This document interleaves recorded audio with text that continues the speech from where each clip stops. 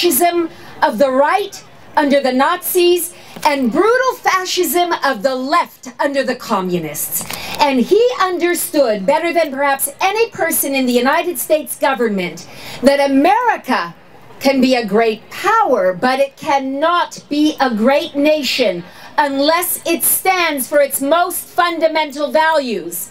And America, when it comes to China, has not stood for our most fundamental values.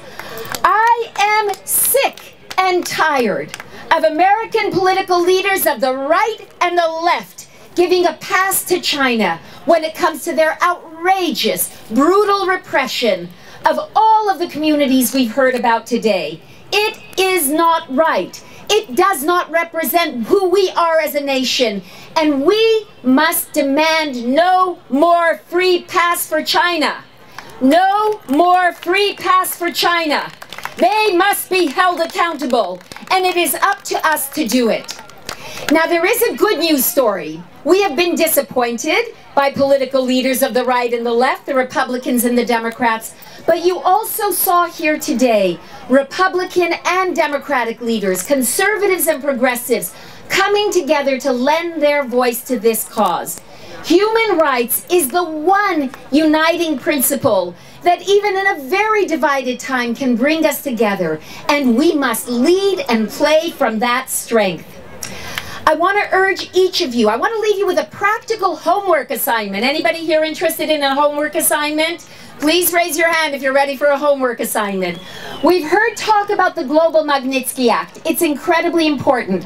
There is another practical policy tool that we have within reach, but we need your help to push it over the top.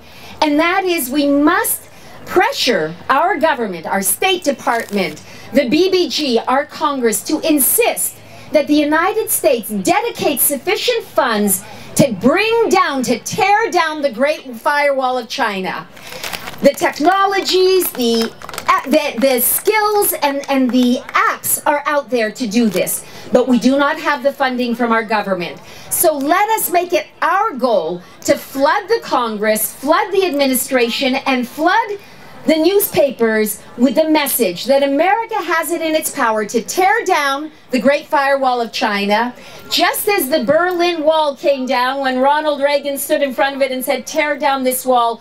We need to say, tear down that wall. And that will be an incredible tool to bring about freedom and reform in China. I'm going to close with a beautiful quote from the pastor of the Early Rain Church, Pastor Wang Yi, who currently languishes in prison, because it gives me hope, and I hope it gives you hope too.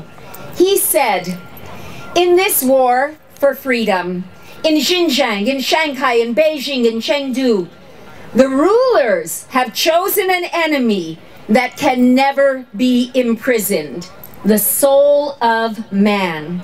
Therefore, they are doomed to lose this war. I agree with Pastor Wang Yi. There can be no question about the ultimate triumph of freedom and human rights in China. But a question remains. What side will we be on? Let us, each of us, commit to worthily engage in this great struggle for freedom. Let us not seek the safety of the sidelines. And let us not doubt that the outcome of this struggle will be victory for freedom, for democracy, for human rights, and for the people of China. Thank you very much.